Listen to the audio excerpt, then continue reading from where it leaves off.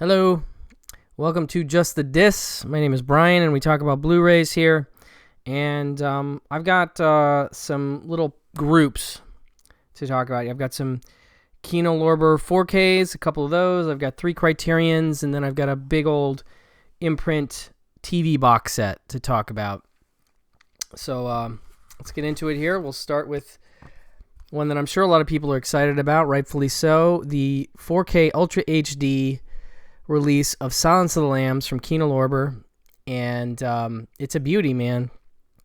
It is a well put together disc, and the transfer looks very nice.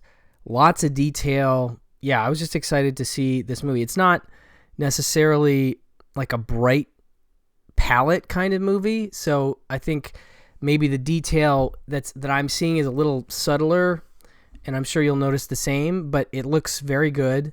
And I was very excited to have this. This is actually one of my wife's favorite movies, and we were enjoying listening to the new Tim Lucas commentary. I think it's new anyway. It's got a really nice selection of extras. Obviously, if you have the Criterion, that's a whole other thing. In fact,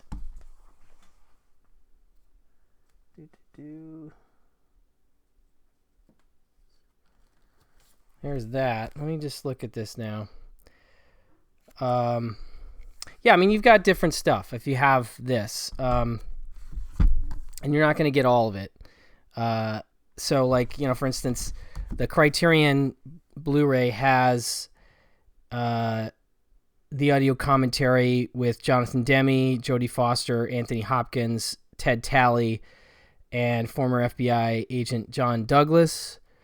It has a new interview with critic Maitland McDonough, and then a 2005 interview with Jodie and Foster. Now, this is where I think we start to get some crossover, actually, in terms of the extras. So this does have the Tim Lucas commentary, which is excellent, as always. We love Tim Lucas here. He does great commentary tracks. And it was really neat to listen to the track because, you know, he obviously is talking about each scene in detail.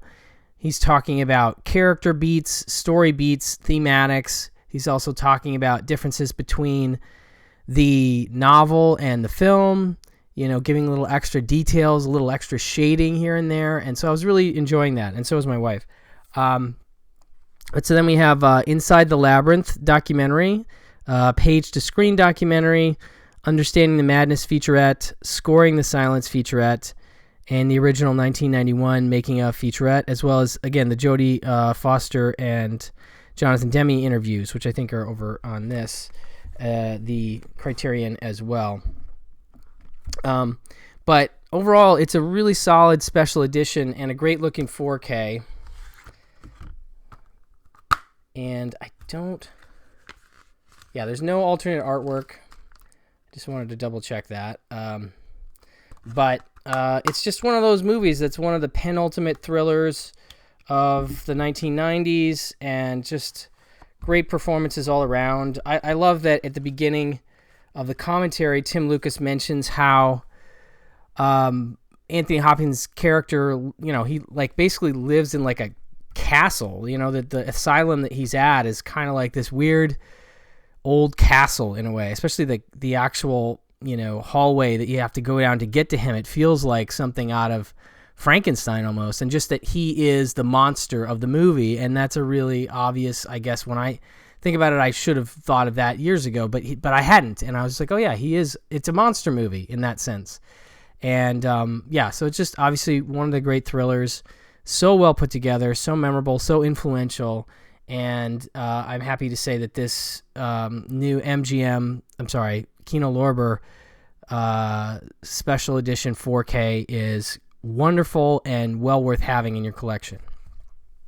Going along with that, we have another 4K of Rob Reiner's film of Misery, which, of course, based on Stephen King, the novel by Stephen King, starring James Caan and Kathy Bates, and Richard Farnsworth, I forgot, was in this, of course.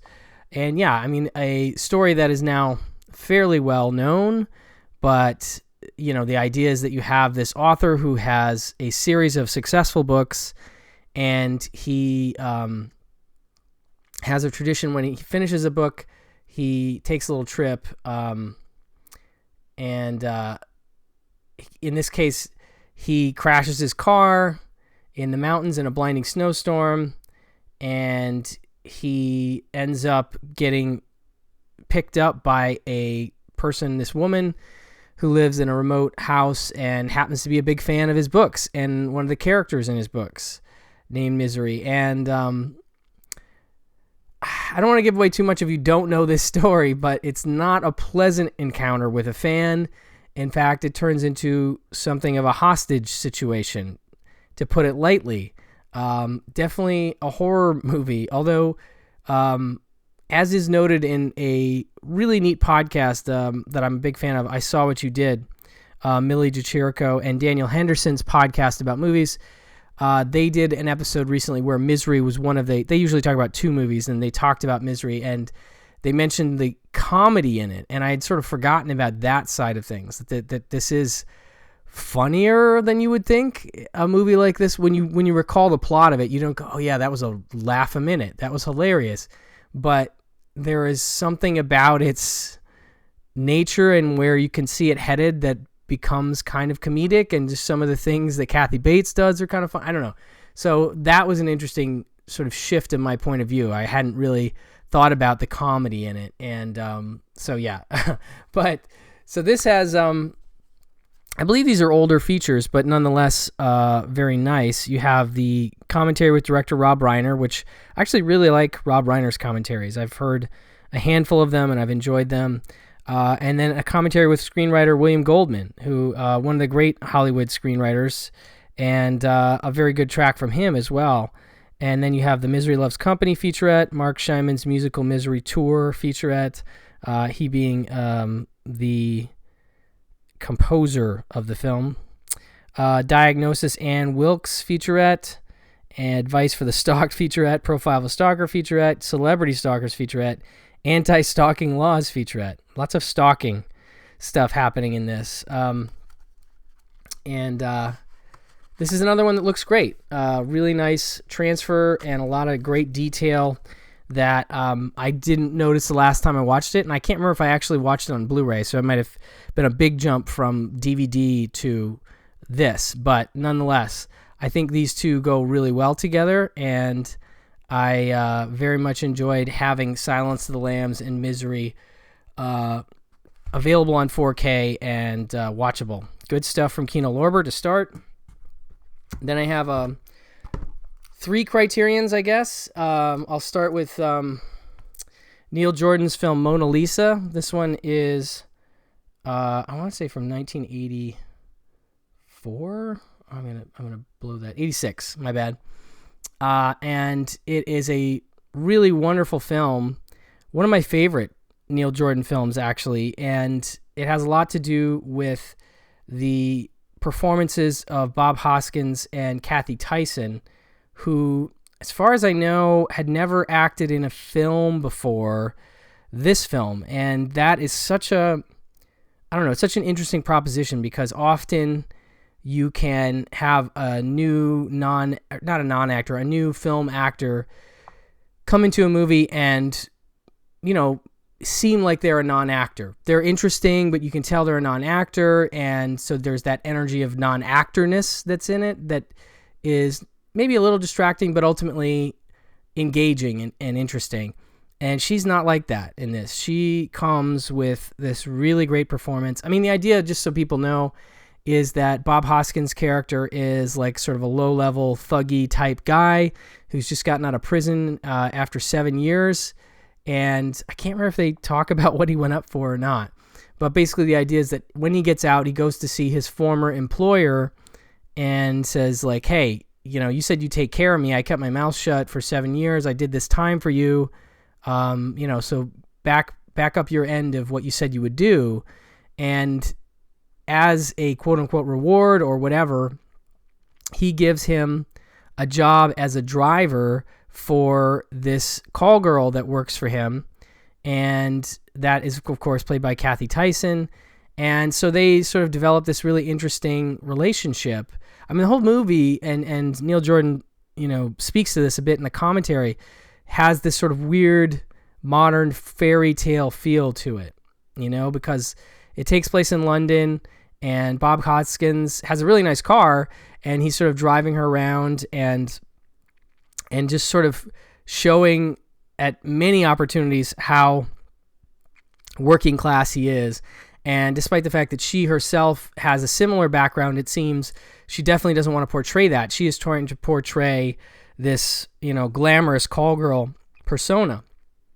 And he kind of is messing it up a little bit, but they start to form this interesting relationship, He maybe sees himself something as like a knight in shining armor, trying to protect her from the evil underworld, which she's clearly a part of and working with, or sort of, just her job it's a tricky job. There's a lot of maybe questionable folks. I mean, for the most part, she seems to deal with a lot of high-end gentlemen. But anyway, so they form this relationship, and the movie sort of builds its drama off of that, what their relationship is, these scenarios which they get themselves into. I'm not going to go into any detail about that, but two really great performances from two great actors. And, just a really neat sort of crime film, I guess, crime adjacent. And, if you're not already a Bob Hoskins fan, and I don't know why you wouldn't be, this is the kind of movie that will make you a fan of his and make you understand just how great of an actor he was. He just really plays that naive, sort of brash, easily offended, sort of kind of fragile, thuggy type in this just brilliant way that I just absolutely love. And his good friend is played by Robbie Coltrane. He lives in this warehouse with him, and Robbie Coltrane is just great. I don't think he had acted a ton at that time, and he's just like the perfect supportive friend. And yeah, I just really enjoy the chemistry of the movie. It gets, I'm not going to talk about where it goes, but anyway, it's nice to have this on Blu-ray. This was on DVD previous to this. It's a 2K digital restoration supervised by Neil Jordan and DP Roger Pratt. The commentary is from 1997 featuring Jordan and Bob Hoskins, which is great. It feels, modern, and it's wonderful to hear their thoughts on the film. New conversations with Jordan and actor Kathy Tyson, moderated by critic Ryan Gilby. Interviews from 2015 with screenwriter David Leland and producer Stephen Woolley. An interview with Jordan and Hoskins from 1986 Cannes Film Festival. So a really nice special collector edition from Criterion of Mona Lisa. Next up we have Love and Basketball, Gina Prince Bythewood's film from 2000. A really wonderful romance and a movie that I think is still under the radar for a lot of people.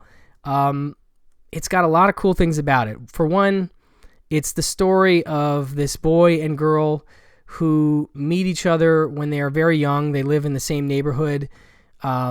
She is a bit more working class. Again, we're dealing with class here.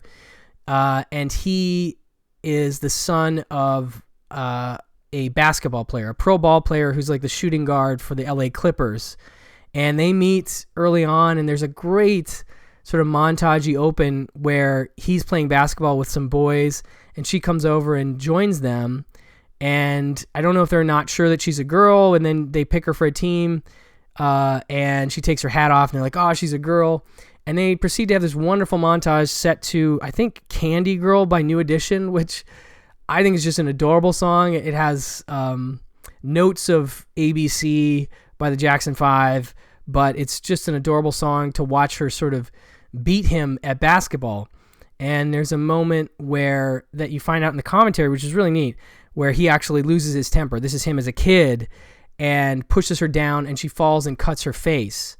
And what's interesting is that apparently in the script at that moment the girl lost a tooth, but Gina Prince Bythewood's, in her wisdom, came up with the idea of this cut on the face, which then ended up matching the actor that plays her as an older character. As older characters, they're played by Omar Epps, and her name is Sanaa Lathan.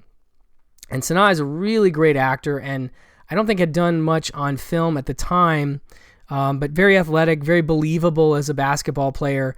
And so, yeah, it's just this story of them getting older and how they progress in their basketball stuff, getting, picked up by colleges and where it goes from there. In fact, what's really neat about it is it could just be like a kids young and then kids in high school, but it takes it one step further into college and beyond. So it goes a ways into their relationship, and how they sort of have a love-hate relationship. They seem like they should be together, but maybe not, because he's very cocky and she just isn't a fan of that at all. And they're just really good together. And what's really neat is that, apparently Gina Prince Bythewood was angling to get Omar Epps so that she could cast somebody lesser known for the female role, and that worked out.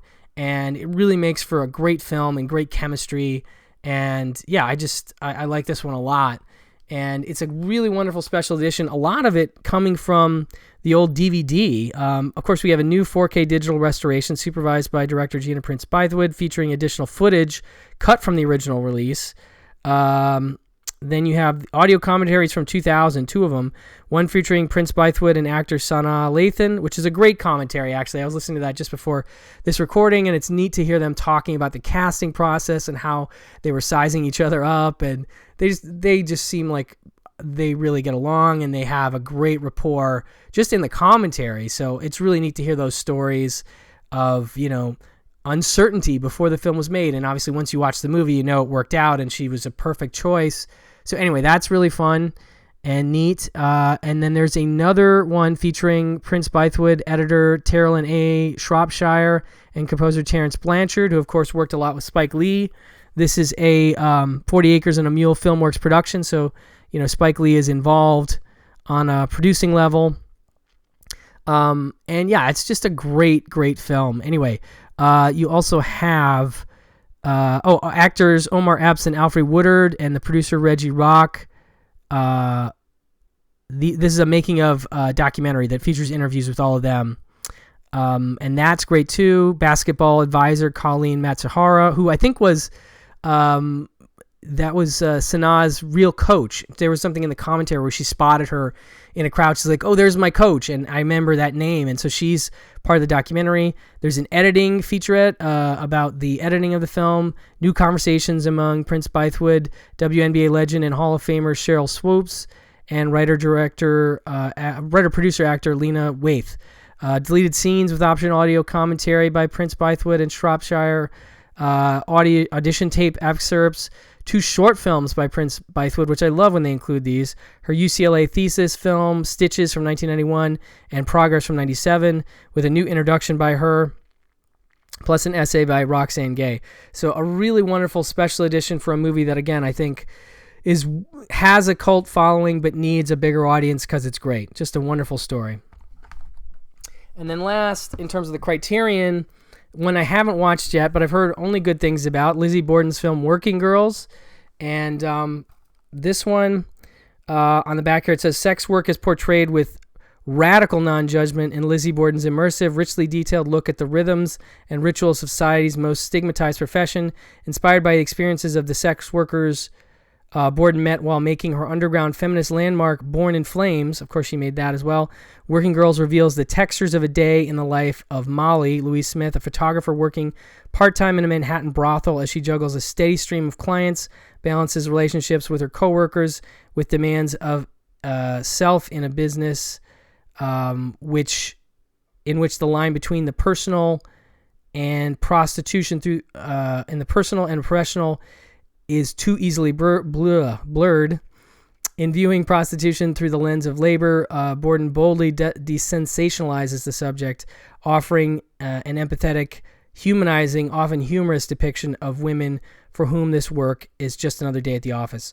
And then we have a new restored 4K digital transfer. This movie, of course, is from 1986 as well, like Mona Lisa. New restored 4K digital transfer supervised by director. Audio commentary from 2007 with Borden, director of photography, and Judy Irola, actor Amanda Goodwin. New conversation between Borden and filmmaker Betty Gordon. New conversation with Goodwin, actor Louise Smith, producer Andy Gladstone, and assistant director Vicky Funari. New conversation with sex workers Antonia Crane, Daphne Selena, the stripper, and Joe Weldon, plus an essay by author Somayer and excerpts from 1987 interview with Borden by film scholar Scott McDonald. So a really excellent package of interviews and film, and I just I haven't seen it, like I said, but I'm fascinated and curious about this one because I've only heard people praise it so far since it came out this year. So that is great. Now I'm going to end this with the most epic thing I have here. This is new from Imprint Films, a delightful box of the the TV series Space 1999. They're calling this the Ultimate Edition, and I don't think that is underselling it. This had been previously available through Shout Factory, but it looks like they've even expanded that set, which was a really nice set. This is bigger, and I'll go through it in a minute. But of course, this series is from Jerry Anderson, who was a great British, gentleman who worked in television. He did TV shows like in the 60s, like Supercar, Fireball XL5, Stingray. He did, of course, the Thunderbirds, the great Marionation animation of that show, and he would make a couple movies off of that.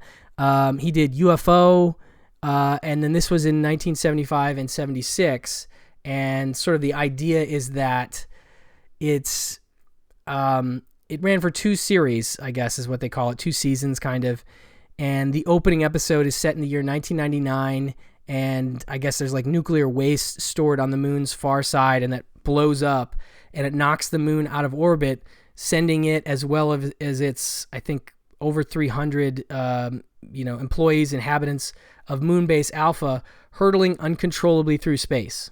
So you have sort of this runaway planet thing. And so that's sort of the setup, is them dealing with that stuff. And it's got, a really great cast. I mean, the big one, of course, is Martin Landau, but Barbara Bain is sort of his co-star, and, they are just great together. Barry Morse is also very good in the show. And over its series, the program featured tons of amazing guest stars, including the likes of like Christopher Lee, Margaret Leighton, Joan Collins, Peter Cushing, Judy Geeson, Ian McShane, Leo McKern, Billy Whitelaw, a lot of great British actors. David Prowse, just tons of wonderful stuff. And several guest stars went on to appear in Star Wars films, including Cushing, Lee, Prowse. There's a whole line of them.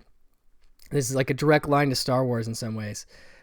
So anyway, that is the background for this. Now, I'm just going to open this up. I love the, I guess not patented, but definitely unique. These are similar to the boxes you get with the, Vinegar Syndrome titles, but they have this lovely little arrow thing at the top, which I don't know, just kind of cute. But it helps the top stay on nicely. This is really packed in here. So you have 2 gigantic Blu-ray cases and a booklet that's not a booklet. It's more like a book. So it's kind of hard to pull it out. You kind of have to insert it gently and slide the book in at like this. So you put them in like that, and then anyway. So these are the giant Blu-ray cases that you get. Okay, they're huge. And you see that's Series 1, Series 2, okay? And so I pop them open, and we have, 1, 2, 3, 4, 5 discs in the first set. And I would assume probably about the same here. 1, 2, 3, 4, 5, 6. And then we have some extra stuff here. Alternate Missions 1, Destination Moonbase Alpha, Alternate Missions 2. So anyway, there's like 7 or 8 discs in the second set. And then you have this absolutely lovely bound booklet, The Making of Space 1999 by Ian Fryer. which is just a very nice full color, sort of a matte finish on the inside, but some great essays and articles, and then just sort of like episode synopses. Right here you can go through all the episodes, so that's excellent. And then we just have just tons of features here. I'm going to go through all these features.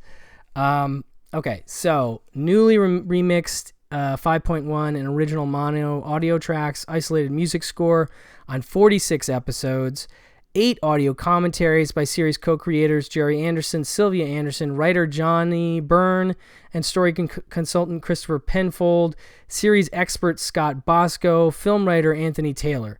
It also has 2 text commentaries, which is cool. You don't see that a lot, but those are interesting. These episode featurettes, Guardian of Piri Remembered, Seed of Destruction, Series 1 version, alternate scene from Collision Course. These are episode titles I'm going through here. Memories of Space featurette. So like some of these individual episodes have their own little featurette. Sylvia Anderson on live action interview. So that's Sylvia Anderson talking about working with real actors, I guess, as opposed to marionettes.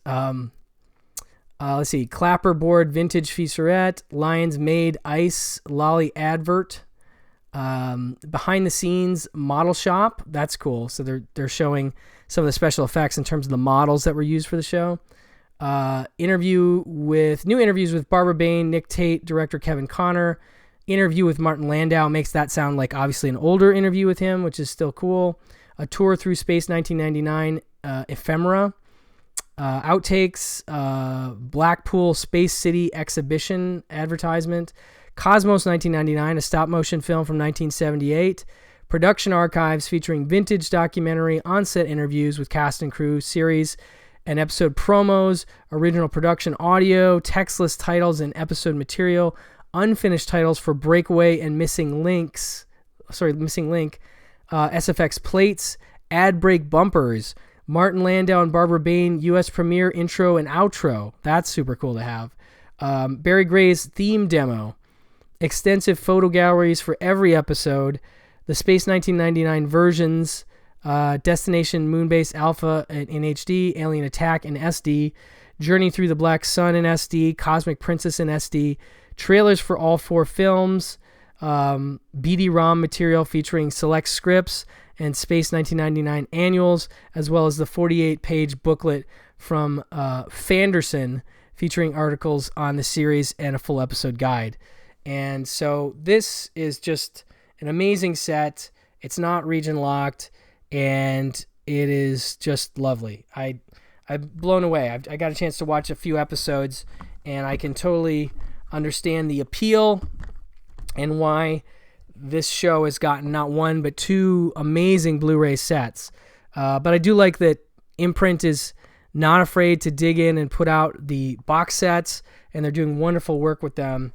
So I have to recommend you check out. I haven't come across an Imprint box set, television or otherwise, that I didn't think was very impressive, and this is no exception. So hats off to Imprint for doing yet another great job with a cult favorite TV show. Anyway, that is it for this group of Blu-rays. Thank you so much, and I will talk to you guys very soon. Bye-bye.